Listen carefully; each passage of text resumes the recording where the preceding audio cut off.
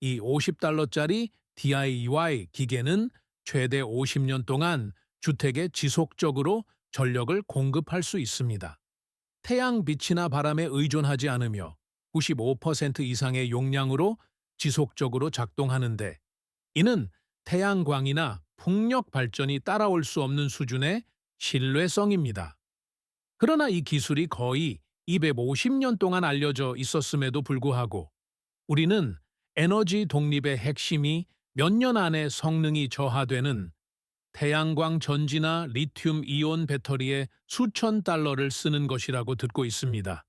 이것은 피코 수력 발전기, 피초 하이드로 제너레이터라고 불리며, 이 영상이 끝날 때쯤이면 여러분은 이것이 정확히 무엇인지, 어떻게 작동하는지, 그리고 지금 당장 어떻게 직접 만들 수 있는지 알게 될 것입니다. 그럼 시작하겠습니다. 물의 흐름을 동력권으로 활용하는 것은 인류 문명이 수세기 동안 적용해 온 기술입니다. 2000여 년 전 그리스의 기술자들은 최초의 수력 기계를 개발했습니다. 가을의 흐름에 직접 설치된 단순한 수평 바퀴가 수직축을 통해 에너지를 위로 전달하여 맷돌을 돌렸습니다. 현대의 기준으로 보면 원시적이었지만, 이들은 오늘날 지구상의 모든 수력 발전소가 여전히 의존하고 있는 원리, 즉 흐르는 물의 운동 에너지를 유용한 기계적 작업으로 변환하는 원리를 확립했습니다. 2세기에 이르러 로마의 수력공학은 이 원리를 한 단계 더 발전시켰습니다. 현재 프랑스 남부에 위치한 바르베갈, 단지에는 16개의 상사식 오버샷, 수차가 2개의 평행한 열로 배열되어 있었으며, 각각은 물의 수직 낙하 엔지니어들이 낙차 헤드라고 부르는 것을 이용해 흐름의 힘을 배가시키도록 배치되었습니다. 그들은 동력이 단순히 사용 가능한 물의 양뿐만 아니라 물을 얼마나 높이서 떨어뜨리느냐에 따른 함수라는 것을 이해했습니다.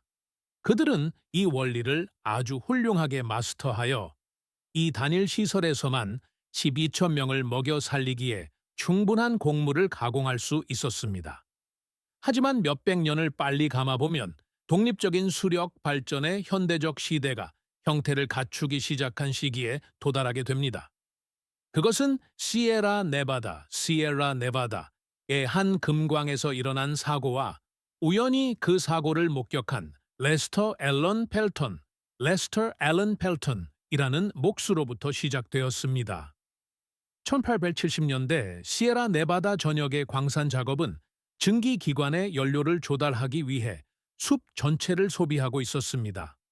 당시 사용할 수 있었던 수차는 평평한 날이 달린 조잡한 허디거디, 홀디골디 바퀴였으며, 효율이 40%에 도달하면 다행인 수준이었습니다.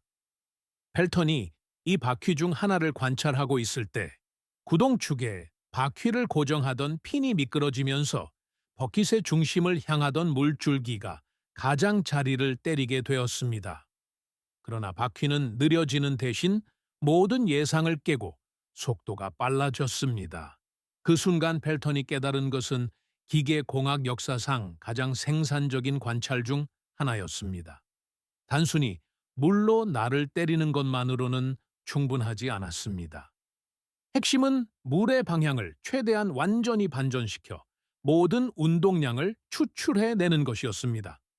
그는 들어오는 물줄기를 나누어 180도로 회전시키는 스플리터라는 중앙 능선이 있는 버킷을 설계했습니다.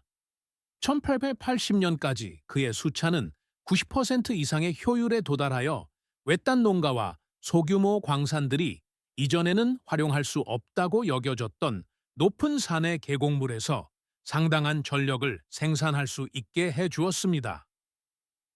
1888년 산업가 윌리엄 암스트롱 경 Sir 윌리엄 암스트롱은 이미 영국 노선벌랜드, 노र्थ엄벌랜드에 있는 자신의 집을 밝히기 위해 단일 터빈을 사용했습니다. 떨어지는 물로 전력을 공급받은 역사상 최초의 개인 주택이었습니다.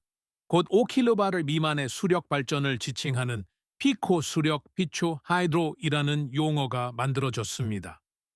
그리고 1880년에서 1930년 사이의 짧은 기간 동안 분산형 수력 발전은 서구 생활의 일부였습니다. 수천 개의 외딴 농가와 작은 마을들이 개별 조명 시설을 운영했습니다. 세기가 바뀔 무렵 펠턴 수차의 조용한 윙윙거림은 독립의 소리였습니다. 하지만 그 독립은 곧 해체될 운명이었습니다. 자, 이제 여러분만의 피코 수력 발전소를 만드는 방법을 알아보기 전에 이 시스템이 정확히 어떻게 작동하는지 이해하는 것이 중요합니다. 피코 시스템은 다양한 모양과 크기로 나올 수 있지만 대규모 수력 발전과 달리 강의 댐을 건설할 필요가 없는 경우가 많습니다.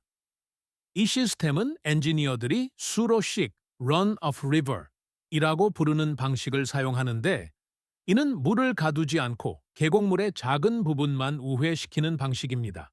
이 과정은 취수구에서 시작됩니다. 가장 진보된 설비는 물 자체의 표면 장력을 이용하도록 설계된 특수 외지 와이어 격자인 코안다 효과, 코안다 에펙트 스크린을 사용합니다. 물은 스크린의 곡면에 달라붙어 취수 수로로 떨어지는 반면 나무십, 나뭇가지, 진흙 등은 스크린 위로 무해하게 씻겨 내려갑니다. 취수구에서 물은 전조 포레베이 탱크로 들어가며 여기서 물의 속도가 느려져 무거운 모래와 진흙이 바닥으로 가라앉은 후 파이프로 들어가게 됩니다. 그런 다음 물은 경사면을 따라 물을 운반하는 가압 파이프라인인 수압관 펜스토큰으로 들어갑니다. 여기서부터 수직 낙하인 낙차와 물의 부피인 유량에 물리학이 작용합니다. 물이 파이프를 따라 내려가면서 위에 있는 물의 무게가 바닥의 압력을 생성합니다. 10피트, 약 4m, 떨어질 때마다 평방인치당 약 4.3파운드, ppc의 압력을 얻게 됩니다. 경사면의 맨 아래 작은 발전소, 내부에서 파이프는 노즐로 좁아집니다. 이 노즐은 축적된 압력을 펠턴 또는 터고, 툴고, 러너의 구부러진 버킷을 향하는 고속 물줄기로 변환합니다. 이 축은 영구 자석 교류 발전기를 구동하는데, 이 발전기는 외부 전원 없이도 축이 회전하는 순간 내부 자석이 전력을 생산합니다. 회전하면서 가공되지 않은 교류 AC를 생산합니다. 하지만 피코 수력이 다른 오프그리드, 오프그리드 시스템과 다른 점이 바로 여기에 있습니다. 터빈에는 항상 부하 로드가 걸려 있어야 합니다. 기존 엔진에서는 수요가 떨어지면 스로틀이 전력 출력을 줄입니다. 하지만 수압관을 통과하는 유량을 줄이면 파이프를 파열시킬 수 있는 수격작용 워터 해머이라는 압력파가 발생하기 때문에 산골짜기 계곡물의 흐름을 스로틀로 조절할 수는 없습니다. 따라서 물은 항상 일정한 속도로 흐릅니다. 터빈은 일정한 속도로 회전하며 시스템은 특정 순간에 주택에서 요구하는 전력량과 관계없이 일정한 전력을 생산합니다. 이를 관리하기 위해 시스템은 전자부하 컨트롤러 ELC를 사용합니다. ELC는 주택의 전력 수요를 지속적으로 모니터링합니다. 램프를 끄면 그 즉시 인겨 전력을 감지하여 덤프 부하, 덤프 로드, 일반적으로 대형 온수 가열 소자나 저항기 뱅크로 방향을 전환합니다. 피코 수력 주택에서는 불을 끈다고 에너지가 절약되는 것이 아닙니다. 단순히 전구에서 온수 탱크로 에너지를 이동시키는 것일 뿐입니다. 피코 수력을 다른 대안들과 비교해 보면 오프그리드 환경에서 이 시스템을 채택할 때 부인할 수 없는 몇 가지 장점이 있다는 것이 분명해집니다. 에너지 독립에 관해서라면 우리는 태양광 중심의 에너지 환경에 살고 있습니다. 이는 태양광이 다양한 환경에 매우 잘 적응하기 때문이기도 하지만 태양광 패널이 제조, 배송 및 판매하기 쉽기 때문이기도 합니다. 하지만 태양광에는 근본적인 물리적 제약이 있는데 바로 설비 이용률 (capacity factor입니다). 북미 대부분의 지역에서 태양광 패널은 하루에 약 4-5시간 동안 정격 출력을 생산합니다. 1년 전체로 보면 이는 15%의 설비 이용률로 환산되며 이는 평균적인 태양광 설비가 설치된 시간의 4분의 3 동안 사실상 아무것도 하지 않는다는 것을 의미합니다. 반면 피코 수력은 95% 이상의 설비 이용률을 자랑합니다. 1kW 수력 터빈이 있다면 매일 매시간 1kW를 생산합니다.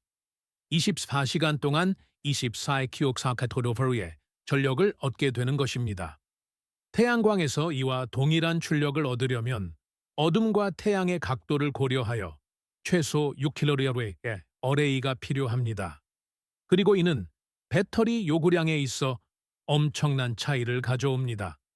낮은 설비 이용률 때문에 태양광 사용자는 일몰과 일출 사이의 공백을 메우기 위해 납축전지나 리튬 배터리의 막대한 예비 용량이 필요합니다. 반면 수력 사용자는 배터리가 전혀 필요 없거나 기껏해야 작은 버퍼 뱅크 정도만 필요합니다. 연중 내내 물이 흐르는 적절한 장소가 선택되었다면 계곡물 자체가 배터리입니다.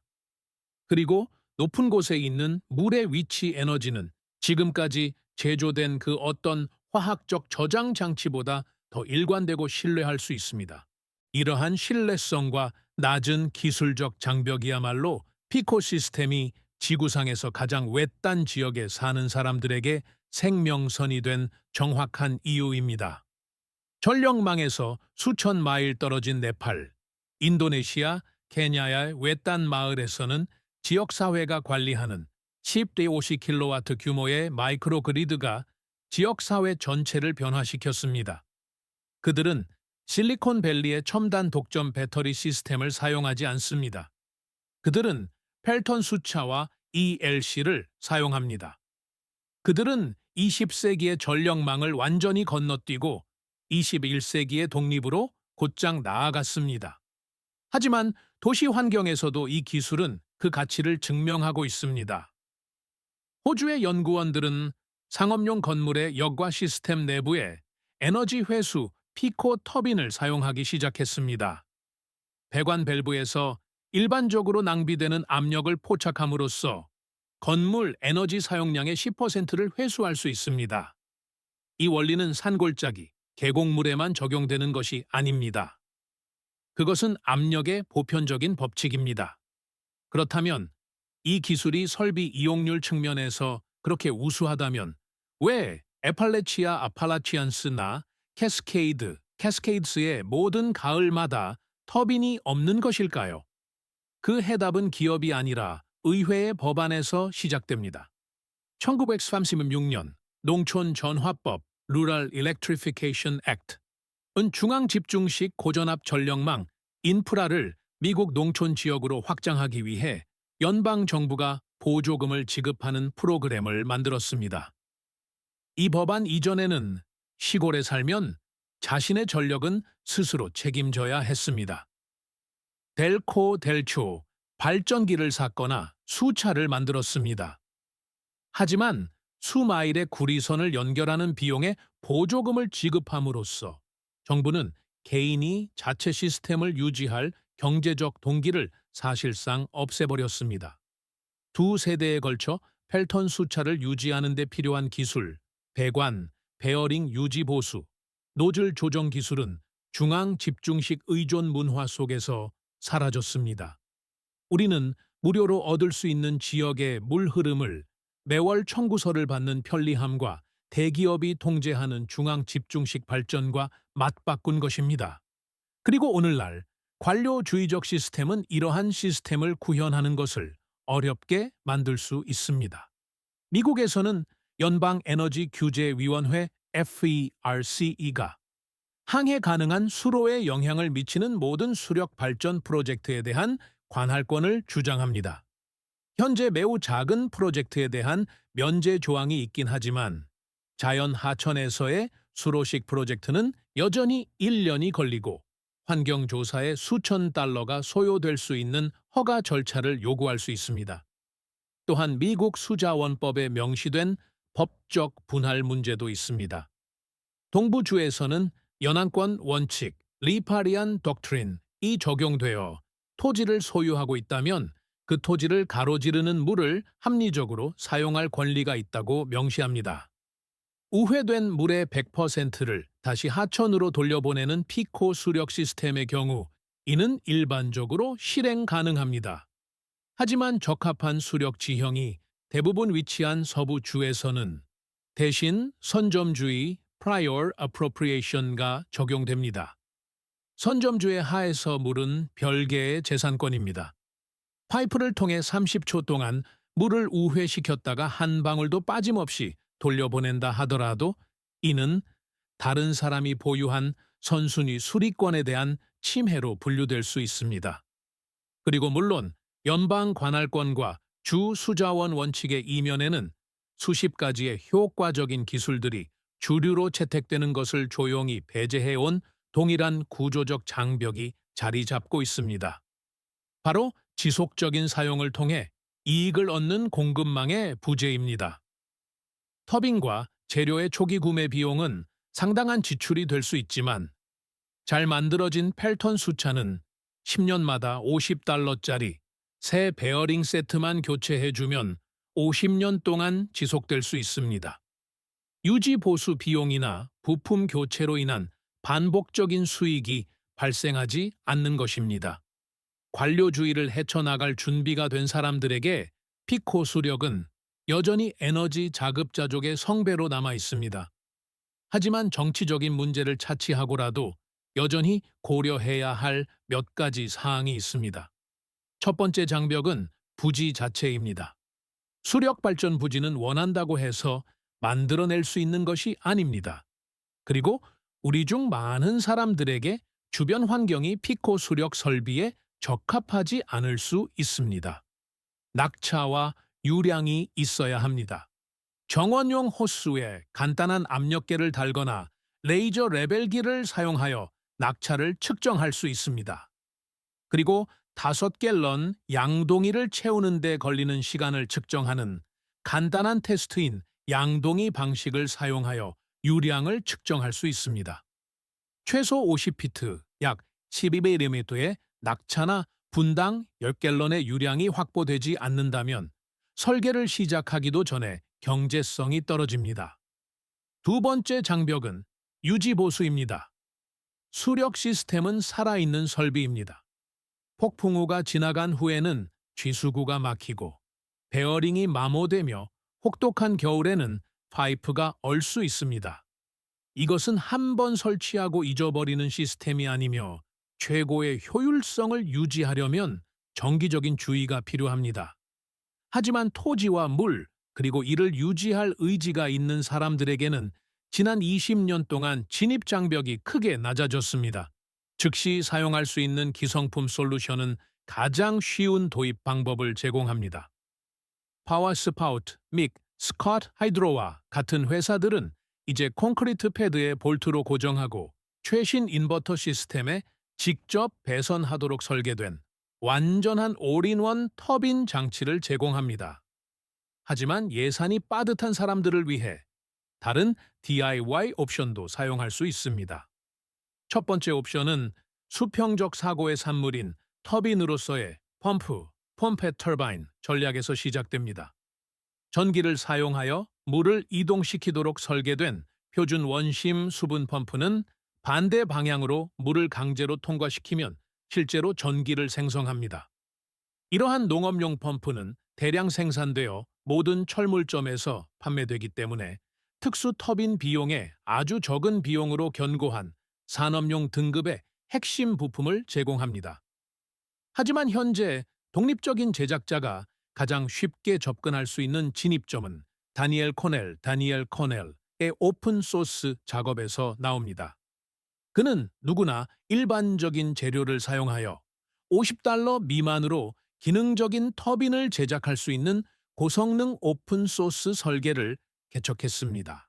그의 작업은 오픈소스 로우 테크놀로지, 로우 테크놀로지에 전념하는 더 광범위한 글로벌 운동의 일환으로 드릴과 기본적인 수공구 세트만 있으면 누구에게나 에너지 독립을 위한 청사진을 제공합니다.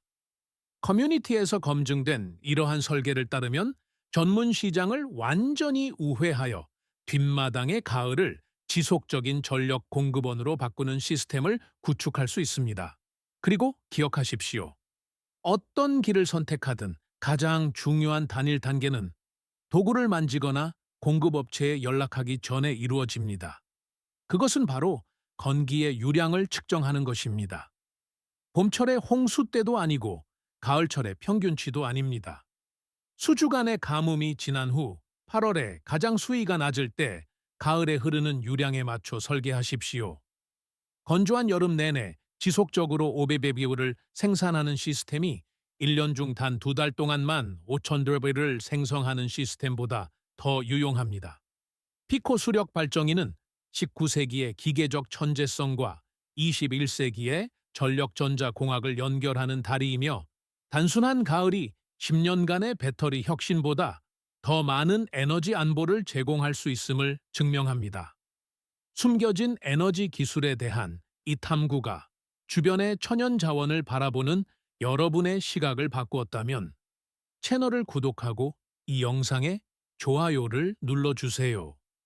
우리는 그들이 어둠 속에 숨겨두려 했던 역사와 도구들을 밝혀내는데 전념하고 있습니다. 자립적인 미래를 함께 만들어 갑시다. 독립의 다음 보물이 곧 공개될 것입니다.